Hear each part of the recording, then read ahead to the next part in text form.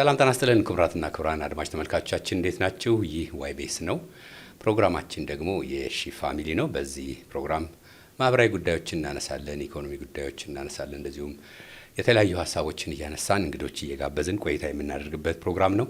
ለዛሬ ደግሞ አንድ እንግዳ ጋብዘንላቸዋል። የዛሬ እንግዳችን ዶክተር አረጋዊ በርሄ የኢትዮጵያ ህዳሴ ግድብ ጽህፈት ቤት ዋና ዳይሬክተር ናቸው። ከእሳቸው ጋር አንዳንድ ሀሳቦችን እያነሳን ቆይታ እናደርጋለን። እንድትከታተሉ በአክብሮት ነው የምጋብዘው። ዶክተር እንኳን በደህና መጡ። እኔም እንኳን ደህና ቆያችሁ። አመሰግናለሁ ለግብዣው። እንደው በፖለቲካው ምን ያህል ጊዜ ቆይተዋል? እንደው ወደ ፖለቲካው ልገባና እና ስለ ኢትዮጵያ ፖለቲካስ ምን ይላሉ? ምን አመለካከት አሉት? በፖለቲካ ኦልሞስት እኔ የሁለተኛ ደረጃ ተማሪ ሆኜ ነው የገባሁበት። ቆይቷል። እንግዲህ 50-60 ዓመት ሊሆነው ነው ማለት ነው ፖለቲካ ውስጥ ከገባው። ትምህርቴም ሁለተኛ ደረጃ ጨርሼ ዩኒቨርሲቲ ስገባም በውጤት ሳይንስ እንድገባ ነበር ግፊቱ። ገብቼም ነበር ግን አልጣመኝም። ወደ ፖለቲካው ቀየርኩ፣ ለወጥኩ። ምክንያት ነበሩት ወደ ፖለቲካ ሲገቡ? አዎ ምክንያት ነበረኝ። ምክንያቱ ምንድነው? ኢትዮጵያ ኋላ የቀረች ሀገር ሁና ስትታየኝ፣ ሌላው ሀገሮች ደግሞ አድገው ሰልጥነው ብዙ ነገሮች ለውጠው የህብረተሰባቸው አኗኗር ሁኔታ ተለውጦ ስገነዘብ አይ ይሄ ነገር የፖለቲካ ችግር ሳይሆን አይቀርም የሚል እምነት ገና ሁለተኛ ደረጃ ያለው ነው ያየሁት የተሰማኝ። አሁን እኔ ሁለተኛ ደረጃ ያለው ቻይና ወደ 800 ሚሊዮን ህዝብ ነበረ። የኛ ደግሞ በኢትዮጵያ 25 ሚሊዮን ነበረ እና 800 ሚሊዮን ጠግቦ ያድራል፣ በልቶ ያድራል የሚል ወሬ እንሰማለን ወይም እናነባለን አንዳንድ ተባራሪ ጽሁፎች። እኛ ደግሞ 25 ሚሊዮን ሆነን ረሃብ፣ በድርቅ፣ በአንበጣ፣ በምናምን ለምን እንደዚህ ይሆናል የሚል ጥያቄ ጭሮብኛል። እና ይሄ ነገር ወደ ፖለቲካው ዓለሙ ቀስ በቀስ እየሳበኝ አዲስ አበባ ዩኒቨርሲቲ ስገባም እኔ ፖለቲካል ሳይንስ ማጥናት አለብኝ የሚል ውሳኔ ወሰንኩ። ከዛ ከሳይንስ ወደ ፖለቲካል ሳይንስ አዞርኩ። ከዛ በፖለቲካል ሳይንስ ቀጠልኩ እስካሁን። ኋላም ውጭ ሄጄም ፖለቲካል ሳይንስ ነው ያጠናሁት። የኢትዮጵያን ችግር ከፖለቲካ አንጻር ማየት ከዛን ጊዜ ነው የጀመርኩት። ስለሆነም ችግሩ እንዲፈታ ሁልጊዜ በትግል ላይ ነው የቆየሁት። አሁንም አጠቃላይ ሳየው የኢትዮጵያ ችግር የስርዓት ችግር ነው። በእርግጥ ህዝቡ የሚቆጣጠረው ስርዓት መመስረት አልቻለም። በተለያዩ ምክንያቶች የነበሩ ስርዓቶች ያንን እንዲያደርግ አልፈቀዱለትም። የሚመጡት ፖለቲካዊ ኃይሎች በዚህ ሂድ፣ በዚህ ውጣ፣ በዚህ ግባ የሚሉ እንጂ የምትፈልገውን ነገር አንተ ተሳትፈህ ፈጽም፣ በሀገራዊ ፖሊሲ ላይ በዚህ መልክ ተጽዕኖ መፍጠር ትችላለህ ብለው አልፈቀዱለትም። ስለሆነ ህዝቡ ነቅቶ አውቆ ለራሱ የሚበጀውን ስርዓት በማቋቋም ላይ ተዋናይ አልነበረም፣ አልተንቀሳቀሰም። ስለዚህ ያ አቀጨጨን። ህዝባዊ የሆነ ስርዓት ስላልተበጀ ስላልተቋቋመ የራሱ ተቋሞች ጠንክረው ወጥተው ፖለቲካ ስርዓቱን ተጽዕኖ የማይፈጥር ህብረተሰብ ስለሆነ ወደኋላ ነው የቀረ ነው። ስለዚህ ችግሩ ፖለቲካል ችግር ነው በእኔ አመለካከት። የፖለቲካል ስርዓቱ የፖለቲካል አመራሩ ለህዝቡ የሚሆን ወይም በቀጥታ ከህዝቡ ጋር የተቆራኘ ስላልነበረ ወደኋላ ቀርተናል። አሁንም በዓለም ካላደጉ ሀገሮች ወደኋላ ከቀሩ ሀገሮች አንዱ ነን። ከዚህ ለመውጣት ህብረተሰቡ መደራጀት፣ መንቃትና ፖለቲካው ማህበረሰቡን እንዲያስተካክለው፣ እንዲቆጣጠረው፣ መደገፍ ባለበት እንዲደግፈው፣ መወቀስ ካለበት እንዲወቅሰው እና እንዲያስተካክለው የራሱ ኃላፊነት ነው። ይሄ ካልተበጀ ማደግ መሰልጠን የሚባል ነገር ሩቅ ሊሆን ነው። ምናልባት እንደነገሩኝ እንግዲህ በጣም ቆይተዋል በፖለቲካውና እንደው እስካሁን በመጡበት ሲያዩት እንደ ውጤታማ ሆኖ አይተውታል? እንደው የሚቆጩት ነገር አለ? የሀገራችን የፖለቲካ ሁኔታ እንዴት ነው የሚያዩት? ይህን ሁሉ ዘመን መጥተው አሁን ላይ አዎ በጣም ይቆጫል። እኔ እንኳን በህይወቴ ባየሁት ለውጥ የሚፈልግ ማህበረሰብ አብዛኛው ነው።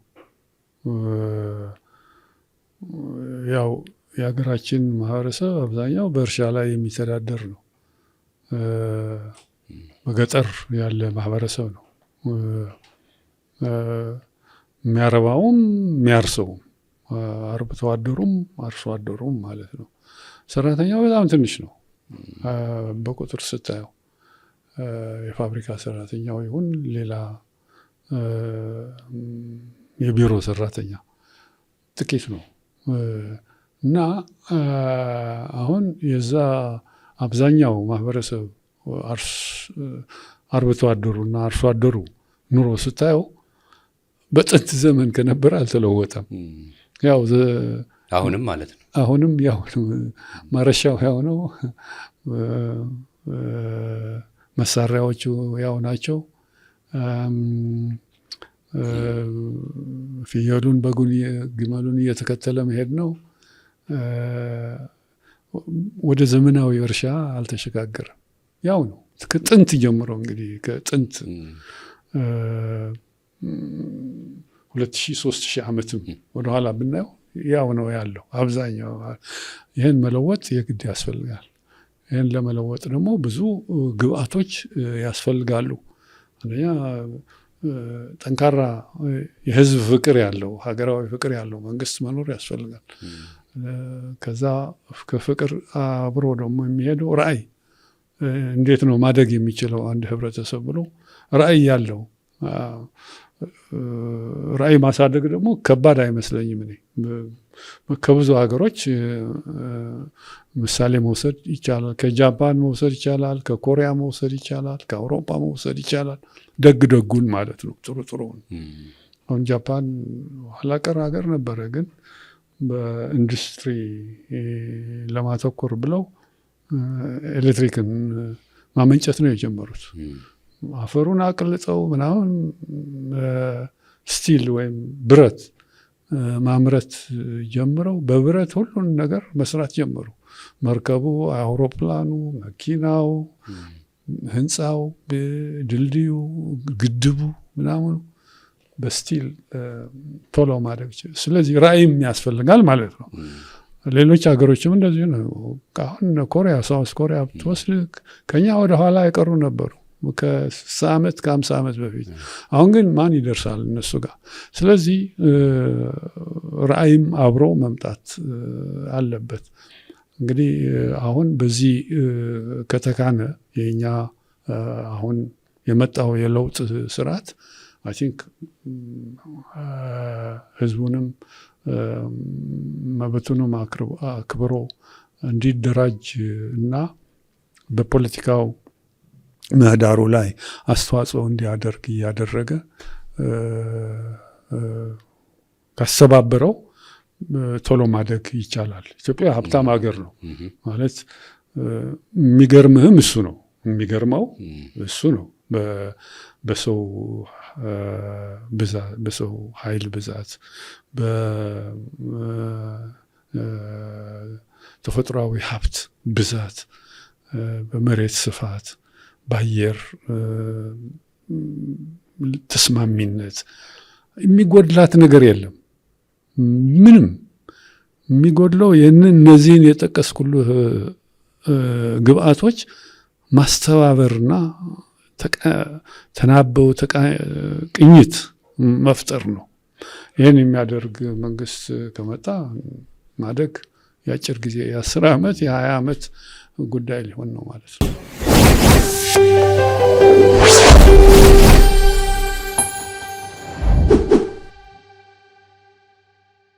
ምናልባት እያሰብኩ ነበር ዶክተር፣ በተለይ እንደ ኢትዮጵያ የምንቸገረው በጥሩ መሪ ማጣት ወይስ ጥሩ ተመሪ? ሁለቱም አስተዋጽኦ ይኖራቸዋል ብዬ ስለማስብ ነው። ግን እንደ ኢትዮጵያ የቱ ጋ ነው እንደው የምንቸገርበት ነገር ይላሉ እስቱ ካስተዋሉ ውስጥ? ዋናው ነገር መሪ ማጣት ነው። ምክንያቱም ህዝብ ሁልጊዜ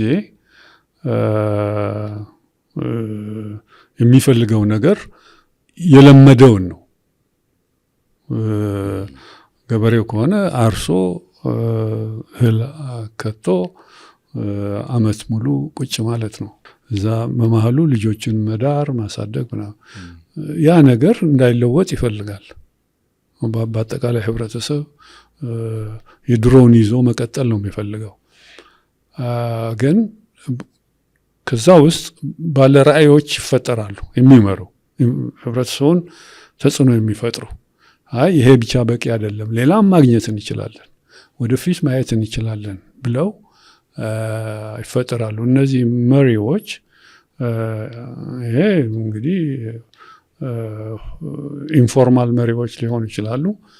ፎርማል ደግሞ ህገ መንግስትን ተከትሎ ምርጫን ተከትሎ ወይም በሆነም በተለያዩ መንገድ ስልጣን ላይ የሚወጡ ፖለቲከኞች ደግሞ ይህንን ህብረተሰብ ከነበረበት ብድግ እንዲል በሩን መክፈት፣ ሁኔታውን ማመቻቸት ይጠበቅባቸዋል። ስለዚህ ሁልጊዜ በታሪክ ካየነው መሪዎች ነው ወደፊት ሰውን አነቃቅተው፣ ፈጻሚው ህዝብ ነው። ያለ ህዝብ ተሳትፎ የሚሆን ነገር የለም። ነገር ግን መሪዎች ትልቅ ተራ ነው ያላቸው።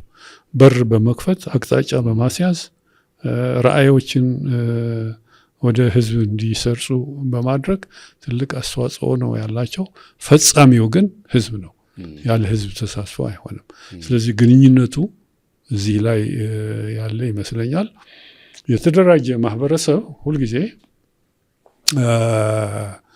የነቃ የተደራጀ ማህበረሰብ ፖለቲካ ማህበረሰቡን ሊገፋው ይችላል። ሲሳሳትም ሊያስተካክለው ይችላል። ለዛ ሁኔታ መፈጠር መሪዎች ትልቅ አስተዋጽኦ ነው ያላቸው። ሊያበላሹም ይችላሉ፣ ሊያፍኑም ይችላሉ፣ በርም ከፍተው እንዲያድግ ሊያደርጉት ይችላሉ። አመሰግናለሁ ዶክተር። በተለይ በኢትዮጵያ ታሪክ እንደው ከአንዱ ጦርነት ብዙ ጦርነቶች በዓለም ላይ ተካሂደዋል፣ በጣም ብዙ፣ ግን የሆነ ቦታ ቆመዋል። እኛ ግን እንደ ሀገር ምንድነው ከአንዱ ጦርነት ወደ አንዱ ጦርነት ታሪካችን እሱ ብቻ የሆነበት የተለየ ምክንያት ይኖር ወይ? በእኛ በማህበረሰቡ መካከል እንዴት ነው ይሄን የሚያዩት? ጦርነቶች የትም ሀገር ነበረ፣ እንደ ሁሉም ሀገር እኛ ሀገርም ጦርነቶች ነበሩ፣ አሁንም አሉ። ሌሎች ሀገሮችም እንደኛ ጦርነት ውስጥ ያሉ አሉ። አሁን ባጭሩ እንኳን ግብፅና እስራኤልና ፍልስጤሞች ስታይ፣ ዩክሬኖችና ራሻኖች ስታይ፣ ሌሎች እንደዚህ በአፍሪካም የተለያዩ ሀገሮች ጦርነት ውስጥ ያሉ አሉ። የኛ የሚገርመው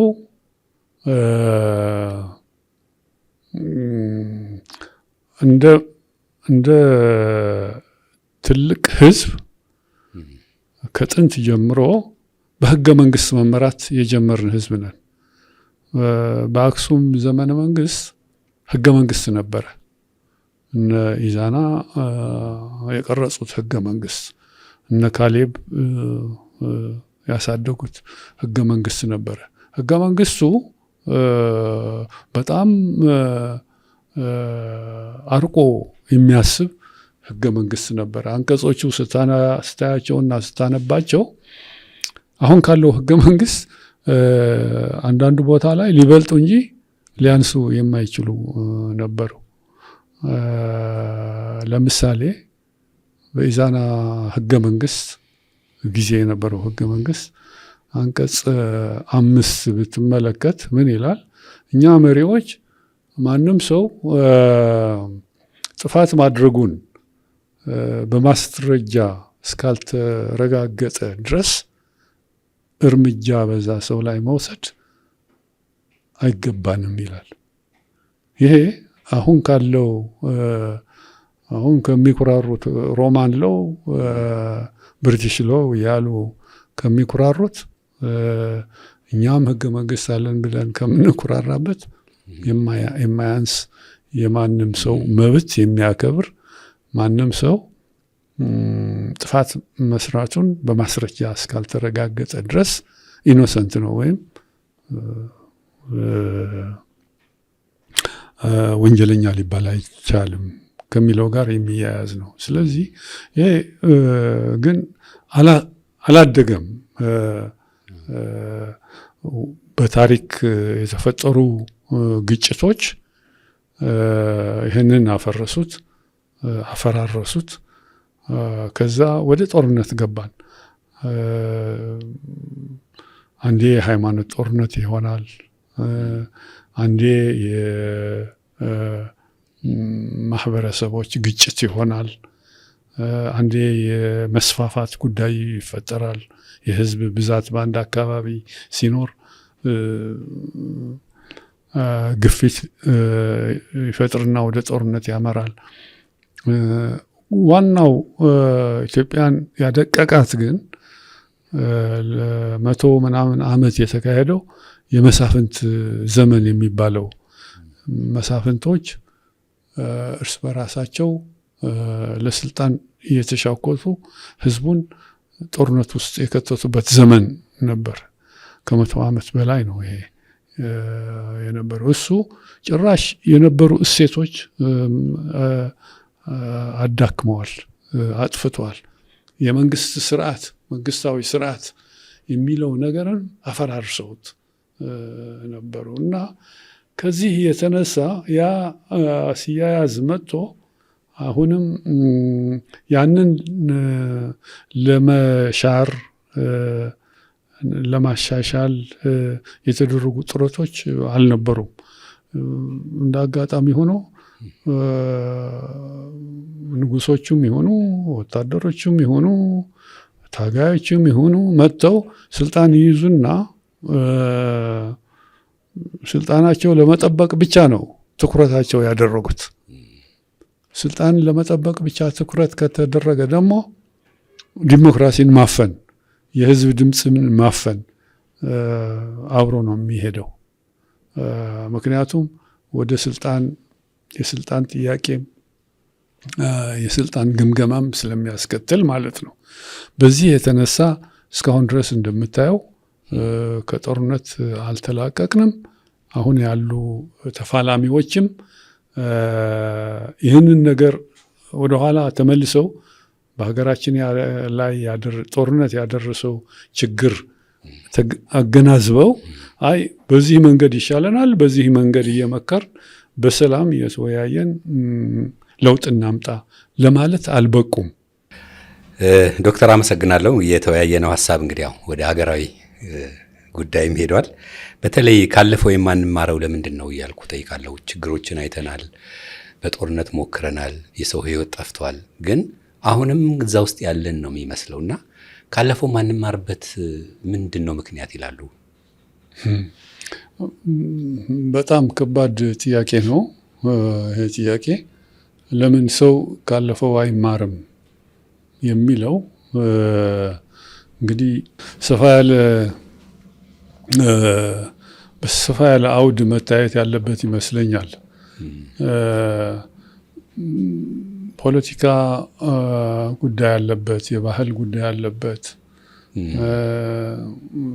ምናልባትም የታሪኩ ጉዳይ ያለበት ይመስለኛል። የህብረተሰባችን አወቃቀር ራሱ ኢምፓክት ያለው ይመስለኛል። አሁን ያለው ትውልድ ለምን ከስህተቱ አይማርም ብለን ጠበብ ብናረገው ጥሩ ይመስለኛል።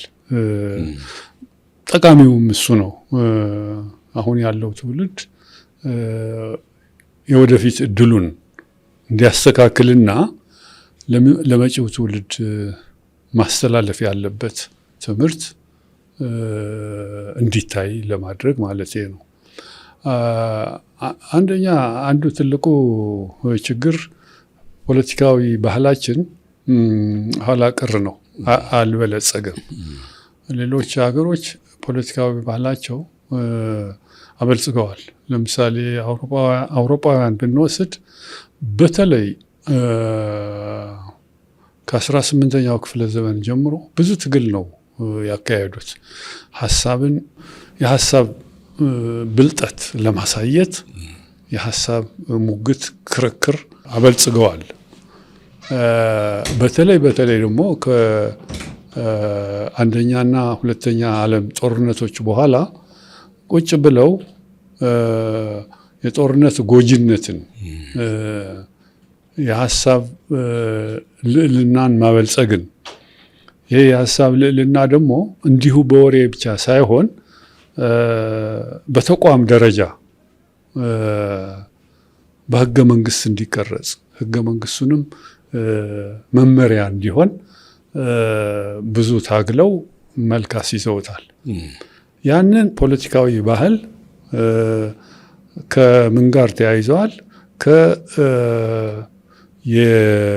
የግለሰብ ነጻነትና የቡድን ነጻነት ጋር አያይዘውታል፣ አቆራኝተውታል። ስለዚህ እነዚህ ሁለት ነጻነቶች ሀሳብን ለመግለጽ፣ ለመደራጀት እድል ከፈተላቸው። በእኛ ሁኔታ ስታየው ግን ይህንን አላበለጸግንም። ይህንን ስላልበለጸገ ፖለቲካ ባህላችን የቀጨጨ የድሮ አይነት ፖለቲካዊ ባህል ሆኖ ሊቀጥል ቻለ። ስለዚህ ቀጣዩ ትውልድ የሚማረው ጀብደኝነት፣ ችግሮችን በጉልበት መፍታት፣ የጠመንጃ አምልኮ ማምለክ፣ በጠመንጃ ገዳይ አርበኛ የሚባልበት፣ ሟች ደግሞ ደካማ የሚባልበት ባህል ይዞ ነው የመጣው። በብዙ አካባቢዎች እስከ ቅርብ ጊዜ ድረስ ሽፍቶች የሚያስተዳድሩት ህዝብ ነው የነበረው። ለስሙ መንግስት አለ፣ ነገር ግን ሽፍቶቹ በየበረሃው እንትን እያሉ እየኖሩ ህዝቡን ያስተዳድሩታል። መንግስትም እሺ ብሎ የሚቀበልበት ሁኔታ ነው የነበረው እና ይሄ ለፖለቲካ ባህላችን ጎድቶት ልዩነትን በውይይት እንደ መፍታት፣ በመጠፋፋት አንዱን በማጥፋት በማሸነፍ፣ በጉልበት በማሸነፍ ይሄ ባህል ይዘነው ነው የዘለቅ ነው። አይ ቲንክ ይሄ ትልቁ ችግር ይሄ ይመስለኛል። ምናልባት እድገትም የማህበራዊ እድገትም ከሱ ጋር ተያይዞ ሊነጣጠል የማይችል በኢኮኖሚያዊ እድገትም ላይ ተጽዕኖ ፈጥረዋል። ይሄ ነገር በኢኮኖሚ ስላላደግን ያው የድሮ በጥንት ዘመን የነበረ የኢኮኖሚ ሴትአፕ ወይም የኢኮኖሚ አወቃቀር ነው ያለው። ድሮ በበሬ ይታረስ ነበር ጥንት ዘመን፣ አሁንም በበሬ ነው የሚታረሰው። ድሮ የከብት ጭራ ተከትለህ ትሄድ ነበር። አሁንም የከብት ጭራ ተከትሎ የመሄድ በሁሉም መልክ ማለት ነው። በአርብቶ አደሩም በአርሶ አደሩም ማለት ነው። የድሮ አይነቱ ነው ያለው። ይሄ ራሱ የነበረን ማስቀጠል እንጂ አዲስ አወቃቀር፣ አዲስ አሰራር የማስተጋባት ሁኔታ አልተፈጠረም። ይሄም የነበረው ምጭጭ ብሎ የመያዝ ሁኔታ ፈጥሯል። ስለዚህ ያ በልዩነትን በጀብደኝነት በጦር በጎራዴ የመፍታት ባህል አብሮ ከዚህ ጋር እየቀጠለ እያየነው ነው እና ዘመናዊ ትምህርት ገብቷል ብንልም ያ ትምህርት ባህልን አልቀየረም። ያ ኋላ ቀር የሆነው ባህልን አልቀየረውም። ምናልባት የነበሩ መንግስታትም ይህን እንዲቀየር ወሳኝ ሚና መጫወት እየቻሉ ተግባር ላይ አላዋሉትም። እንግዲህ ከአሁን ወዲያ የሚሆነው እናያለን። ብዙ እድሎች ተከፍተዋል። አሁን እውነቱን ለመናገር ብዙ እድሎች ተከፍተዋል። በተለይ ችግሮችን በሰላም የመፍታት አቅጣጫ ተይዘዋል። ተቃዋሚዎች ጦር እስካልመዘዙ ድረስ በውይይት ችግሮችን የመፍታት መንገድ ተከፍተዋል። ያንን ህዝቡ ይዞ በዛ ላይ መራመድ መቻል አለበት፣ መልቀቅ የለበትም። ምክንያቱም መንግስት ሁልጊዜ የመንግስት ካራክተር ምንድን ነው?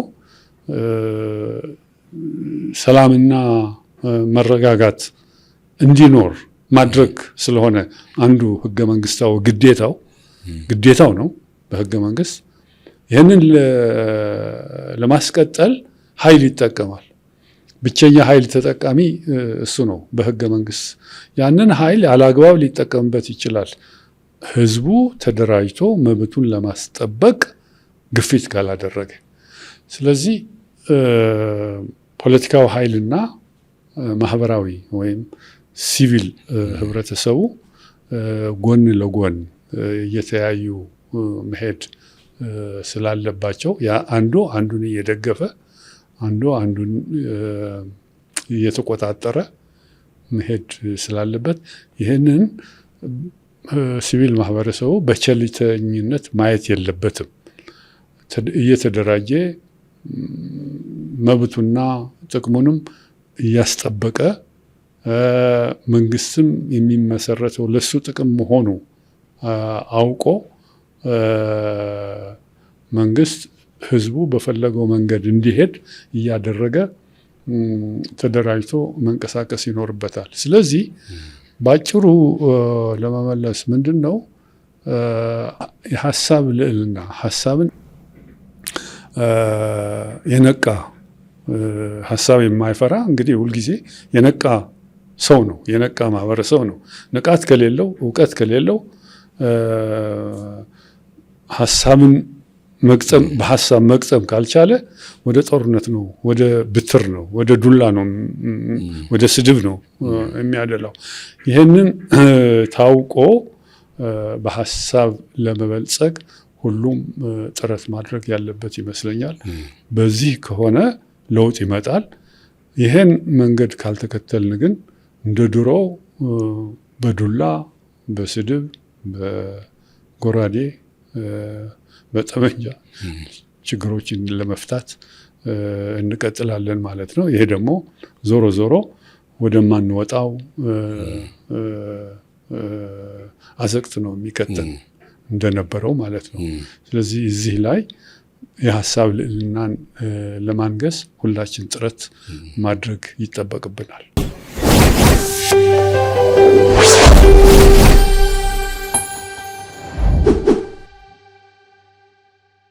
አመሰግናለሁ። ትንሽ እስቲ ወደ ኋላ ልሰዶት። መጀመሪያ እርስዎ እንግዲህ ከህወሓት የመጀመሪያ ሰው ኖት።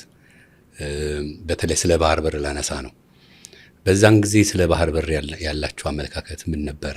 አሁን ከዛ በኋላ ነው ባህር በር ያጣ ነው ብለን ብዙዎቻችን ስለምናምን ምን ነበር አቋማችሁ? ከዛ በኋላስ የተለወጠ አቋም ነበር ወይ? አሁንስ ስለ ባህር በር እርሶ እንደግል ያሉት አመለካከት?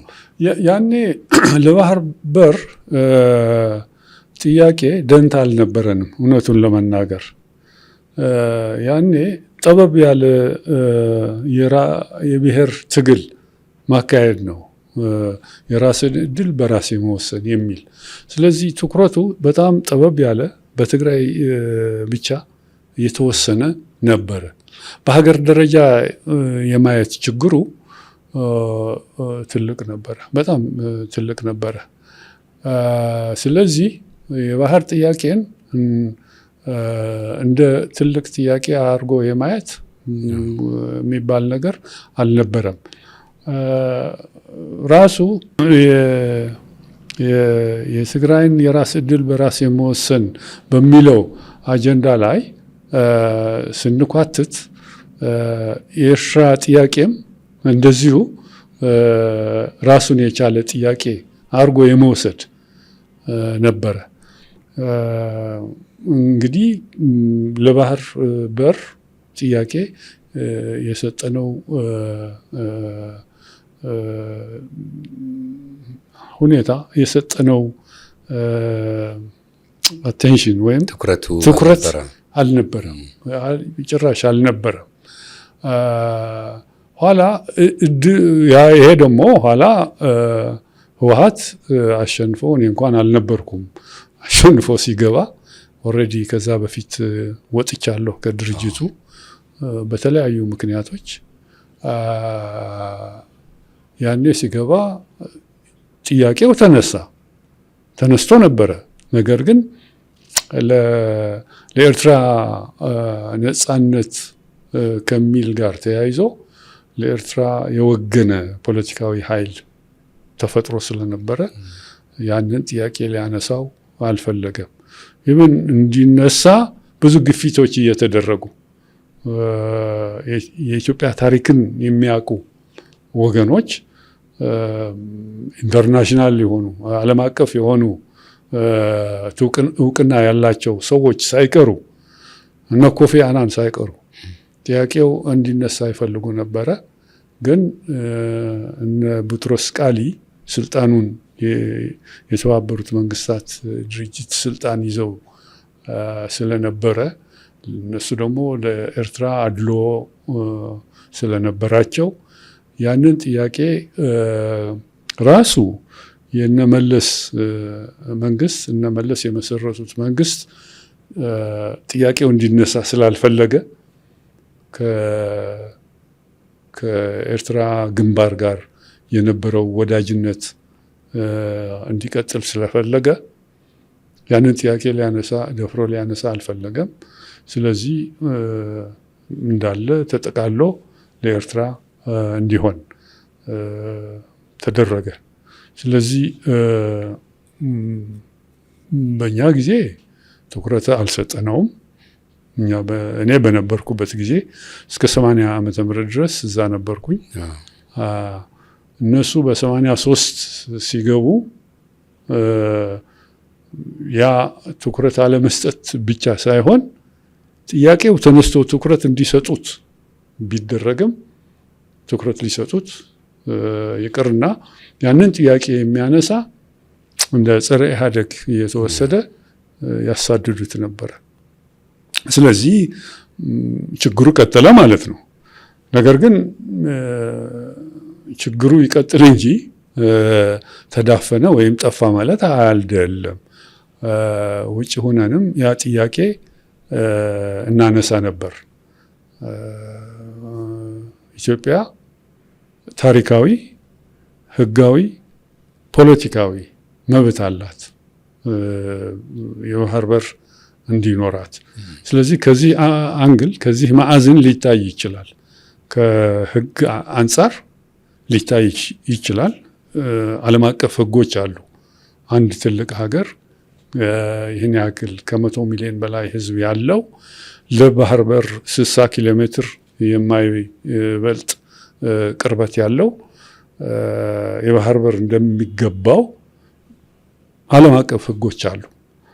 ከፖለቲካ አንጻርም ስናየው ኢትዮጵያ ትልቅ ሀገር ነው፣ ታሪክ ያለው ሀገር ነው። መረጋጋት ሊፈጥር የሚችል በዚህ አካባቢ ሀገር ነው፣ ይሄ ሀገር ነው። ስለዚህ ከዚህ አኳያም ባህር በር እንደሚያስፈልገው ማየት ይቻላል።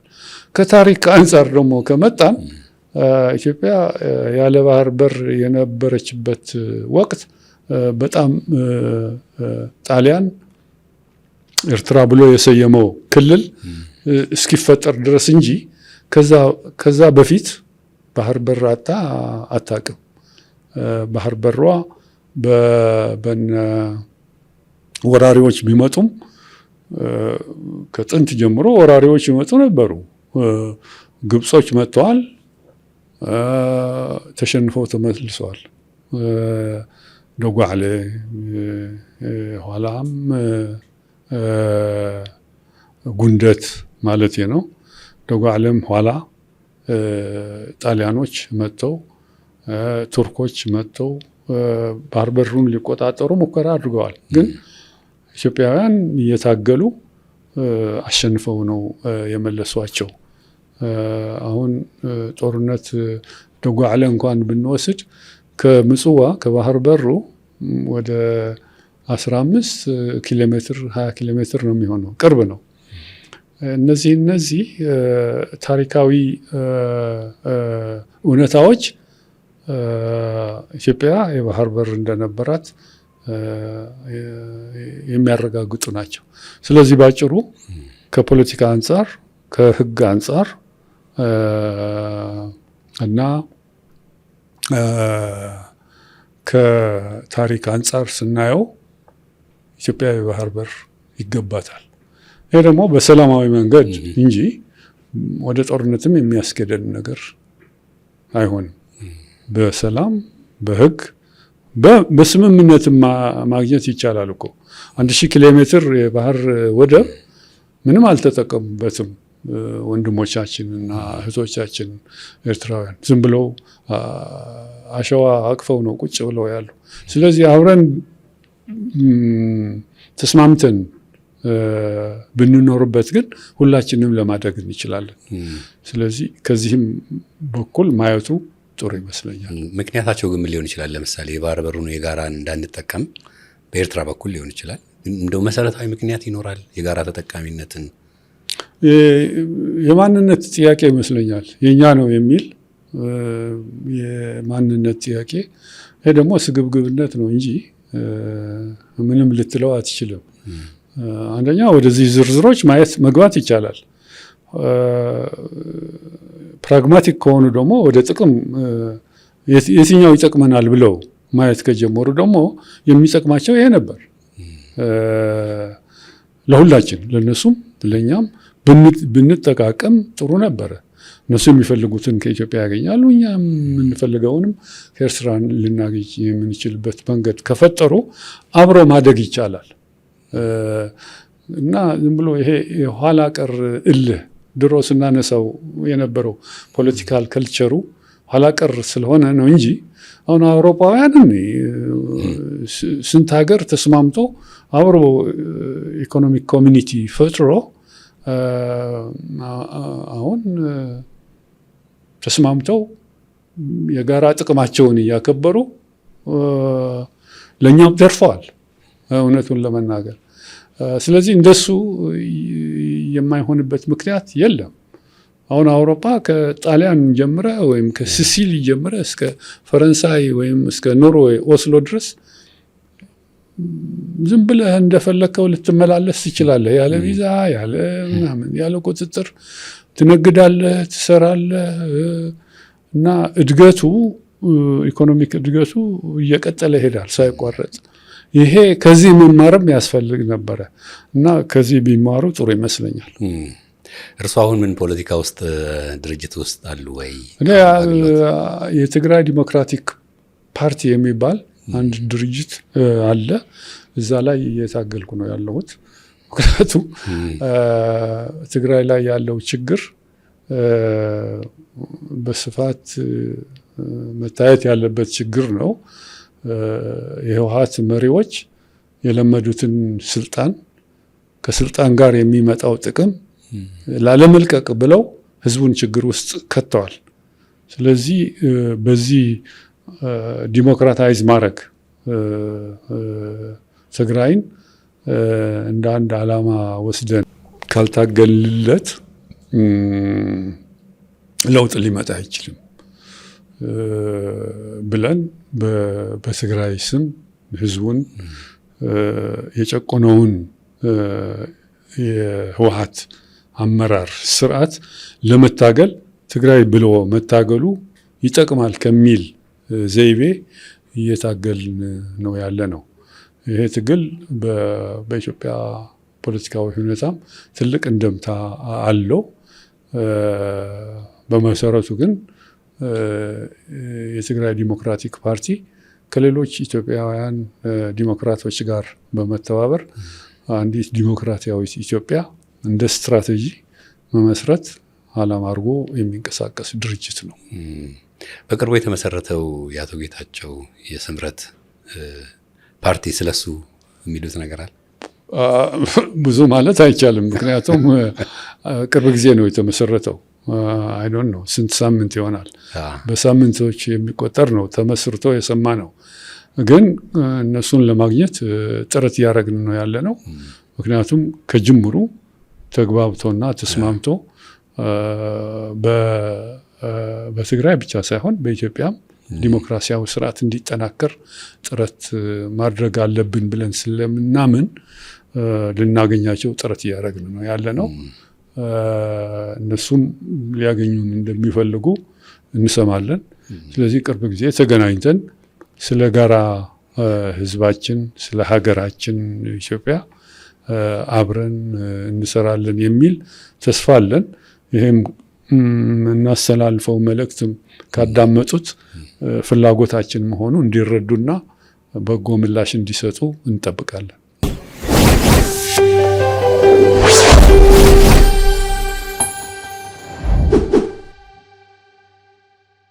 እንደው ስለ የሺ ጋብቻ እንደው መጀመሪያ ሲሰሙ ምን ተሰማዎት? ምን አመለካከት ነበሩት? አዎ የሺ ጋብቻ ከአቶ አስናቀ ነበር የሰማሁት እና መጀመሪያ ግር ብሎኝ ነበረ። እንዴት ነው ይሄ ነገር ከሚል ግን ኋላ ገብቼ ሳየው ግን በጣም ጠቃሚ የሆነ ልዩ አስተዋጽኦ ያለው በሀገራችን ደግሞ ያልተጀመረ የነበረ ክስተት ነው።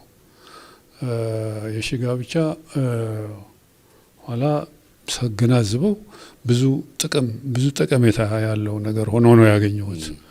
እንዴት ብትለኝ አንደኛ በባህላችን ጋብቻ በተናጠል ነው የሚደረገው። ማለት ሁለት ሰዎች ጉዳይ ሆኖ ቤተሰብ ብቻ ወይም ጓደኛ ብቻ የሚሰባሰብበት ሲሆን በወጪው አንጻር ግን ስታየው በጣም አክሳሪ፣ አንዳንዱ ወደ ድህነት የሚያመራ ተበድሮ ንብረቱ ሸጦ ምናምን እንደዚህ ወደፊት ኑሮውን ለማስተካከል ሊረዳው የነበረ ሀብት የሚባክንበት ድግሱ ላይ ድግሱ፣ ልብሱ አላስፈላጊ ለአንድ ቀን ብቻ ያ ሁሉ ወጪ። እንግዲህ ቤተሰብ ስትመሰርት ወደፊት ማየት የግድ አስፈላጊ ነው። ምክንያቱም ትዳርህን ማቋቋም አለብህ። ልጅ መውለድ አለ፣ ወልዶ ማስተማር፣ ማሳደግ፣ መንከባከብ አለ። በመሀሉም የሚያጋጥም ነገር አታውቅም፣ የጤና የምናምን እና በአንድ ቀን ግን ማአት ሀብት ነው የሚወድመው። ይሄ ሊያስቀር የሚችል ይሄ የሺ ጋብቻ በቁጠባ ብዙዎች በአንድ ጊዜ በሺ የሚቆጠር ከዛም በላይ ሊሄድ ይችላል። በአንድ ጊዜ የሚከናወን ነገር ሲሆን በጣም ነው ብክነትን የሚቀንስ። ሌላ ያየሁት ደግሞ የሀገር መሰረት እንግዲህ ቤተሰብ ነው። ቤተሰቦች ተደማምረው ነው ሀገር የሚሆኑ ህዝብ የሚሆኑ። ያ ስብስብ እንግዲህ ሲሰባሰብ ሀገርነቱን በጎላ መልክ የሚያሳይበት ሁኔታ ይፈጥራል። በዚህም ትልቅ አስተዋጽኦ እንዳለው ከተካሄዱት አንድ ሁለት የሺ ጋብቻ ፕሮግራሞች ተገንዝቤያለሁ። ስለዚህ ይሄ የሺ ጋብቻ ለሀገራችን ትልቅ አስተዋጽኦ የሚፈጥር በህብረተሰብ በቤተሰብ መካከልም ግንኙነት የሚፈጥር በቤተሰብ መካከል ብቻ ሳይሆን በሀገር ደረጃም ትልቅ እንደምታ ያለው የአንድነት ተምሳሌት ሆኖ ነው ያየሁት። ሀገርና ቤተሰብ እንደው በቀጥታ እንዴት ይገናኛል እላለሁና እስቲ እንዴት ነው የሚገናኘው? የሺ ጋብቻስ ደግሞ ምንድነው ኢምፓክት የሚያመጣው በሀገር ደረጃ? አዎ እንግዲህ ሀገር ማለት የቤተሰብ ስብስብ ነው። አስኳሉ አንኳሩ ቤተሰብ ነው። ልክ እንደ አንድ ፍሬ አንድ የዋርካ ፍሬ እንበል መሬት ላይ ስትዘራ በቅላ ብዙ ቅርንጫፎች አውጥታ መሬቱን አጥልላ ብዙ ፍሬዎች ደግሞ ትሆናለች። ሺህ ዋርካዎች ሊኖሩ ይችላሉ በአንዲት ፍሬ የተነሳ። ስለዚህ ሜዳውን በሙሉ ተራራውን በሙሉ መሸፈን ይቻላል ማለት ነው በአንዲት ፍሬ ዋርካ። ቤተሰብና ሀገርም በዚህ ልመስለው እችላለሁ በአንዲት ፍሬ ዋርካ። ቤተሰብ አስኳል የሀገር ነው። ቤተሰብ ሲራባ ሲበዛ ወደ ጥንት ከተመለስ እንደዚሁ እየሰፋ ነው የመጣው። ሀገርም በሂደት ሀገር የሚባል ነገር ከመኖሩ በፊት ቤተሰብ ነው የነበረው። የቤተሰብ ስብስብ ነው ወደ ሀገር ያደገው። በቀ አርጎ በቀበሌ አርጎ በወረዳ አርጎ በስፋቱ ማለት ነው። እንደዚህ እያለ ያደገው ቤተሰብ ነው። ስለዚህ ቤተሰብ ማለት የሀገር አስኳል ነው። ያለ ቤተሰብ ሀገር መመስረት አይታሰብም እና ግንኙነቱ በዚህ መልክ ነው። ቤተሰቦች ሲሰባሰቡ ነው ሀገር የሚሆኑት። እንደው አሁን ላይ እንደው ስለ ቤተሰብ ሲያስቡ ምን ያስባሉ? አሁን ያለው የቤተሰብ የትዳር የወጣቶቹ ሁኔታ ስናይ እንደው ትዳር ምን ላይ ነው ያለው ብለው እርስዎ የሚያዩት ነገር አለ? መቼም ብዙ መለዋወጥ አለ። ድሮ የነበረው የቤተሰብ ሁኔታና አሁን ያለው የቤተሰብ ሁኔታ የተለያየ ነው። ድሮ እንግዲህ ከባህልም ከሃይማኖትም ጋር የተያያዘ ነው የነበረው። በክርስትና መልክ ስታየው የአዳምና ሔዋን መገናኘት በዛ የጀመረ እምነት መሰረት ያደረገ ነው ቤተሰብ የተመሰረተው። ከሱ ጋር ተያይዞ እስከ ቅርብ ጊዜ ድረስ ነበረ። አሁን ስናየው ግን በሂደት እየተለወጠ ነው የመጣው። አሁን ቤተሰብ እንደ ድሮ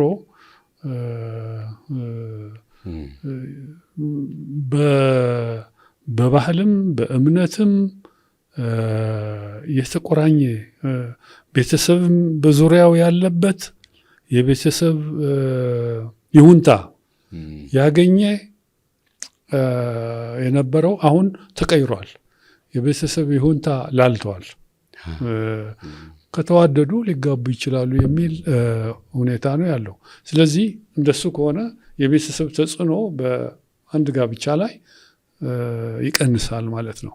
ጉዳዩ የሁለቱ ጥምዶች የባልና የሚስቱ ጉዳዮች ይሆናሉ። ያ ደግሞ እነሱ የማይመች ሁኔታ ከተፈጠረባቸው በአንዱም በሌላውም የሚጫናቸው የባህል የቤተሰብ ተጽዕኖ የለም። እንዲቀጥሉ ችግራቸውን እንዲፈቱ እንግዲህ በሽምግልና ነበር ድሮ የሚፈታው። አሁን ግን እንደሱ የሚባል ነገር እየጠፋ በቀጥታ ወደ ፍርድ ቤት ነው የምትሄደው። ጠበቃ ታቆማለህ፣ ጠበቃውን መክፈል አለብህ መዓት ገንዘብ። ሁለትህም ትከስራለህ፣ አንዱም ሊያሸንፍ ይችላል። ግን ዞሮ ዞሮ ኪሳራ ነው የሚሆነው። ስለዚህ የጋብቻ ሁኔታ እንደ ድሮ አካባቢውን፣ ቤተሰቡን፣ ጎረቤቱን ተጽዕኖ የሚፈጥርበት ሁኔታ የለም። ስለሌለ የሁለት ሰዎች ጉዳይ ሆኖ ነው የሚታየው። ይሄ ደግሞ በእኔ አመለካከት ጤነኛ ነገር ነው ብዬ ጊዜው ያመጣው በመሆኑ መቀበል ግድ ሊሆን ነው። ግን ሳወዳድሮ ከድሮ የጋብቻ ስርዓት ከድሮ የቤተሰብ መመስረት ጉዳይ ስናየው ግን ትንሽ የተለየና የማይመረጥ ሆኖ ነው የሚታየኝ። ልጆቹም ከዛ የሚፈጠሩ ልጆችም ቶሎ ብለው ራሳቸውን ከቤተሰብ የሚላቀቁበት ሁኔታ ነው የሚታየው። ይሄ በቤተሰብ ላይ አሉታዊ ተጽዕኖ እየፈጠረ ያለ ሁኔታ ሆኖ ነው የሚታየኝ። ስለዚህ በቀጥታ ወደ ጥንቱ እንመለስ እንኳን ባይባል አይቻልም። ነገር ግን ከድሮ የትዳር አመሰራረት፣ የቤተሰብ አመሰራረት ጠቃሚ የሆኑ ባህሎችን ይዘን ከአዲሱ እድገት ጋር መጓዝ ያስፈልገናል ባይ ነኝ። ስለዚህ በአሁን ዘመን እንደው ላልተዋል ማለት እንችላለን። በጣም የቤተሰብ ጉዳይ ማለት ነው። በጣም ነው የማመሰግነው ዶክተር። እንግዲህ ሰፊ ጊዜ ወስደናል። ጥሩ ሀሳቦች አንስተዋል። ስለ ጊዜዎት በጣም እጅግ አድርጌ አመሰግናለሁ። እኔም ይህን እድል ስለሰጣችሁኝ በጣም አድርጌ ነው የማመሰግነው። በርቱ ለማለት ፈልጋለሁ። እናመሰግናለን። ተመልካቾቻችን እንግዲህ ከዶክተር አረጋዊ ጋር ያደረግነው እንግዲህ ሀገራዊ ጉዳዮችን ዳሰናል። እንደተከታተላችሁ ተስፋ እናደርጋለን። ፕሮግራማችንን በመከታተል አብራችሁን ስለነበራችሁ እጅግ አድርገን ነው የምናመሰግነው። በቀጣይ ዝግጅት እንደዚሁ ደግሞ የሺ ጋብቻ ፕሮግራሞችን ይቀጥላሉ። እንግዶችንም በመጋበዝ እንደዚሁ ሀገራዊም ወቅታዊ ጉዳዮችንም እያነሳን እንቆያለን። ዳንኤል ተስፋ ያበራችሁ ቆይቻለሁ። ኤዲተሮችን፣ ግራፊክስ ላይ የሚሰሩትን የካሜራ ባለሙያዎችን ሁሉ እጅግ አድርጌ አመሰግናለሁ። በሌላ ጊዜ ከሌላ እንግዳ ጋር እንገናኛለን። ሰላሙ ነው።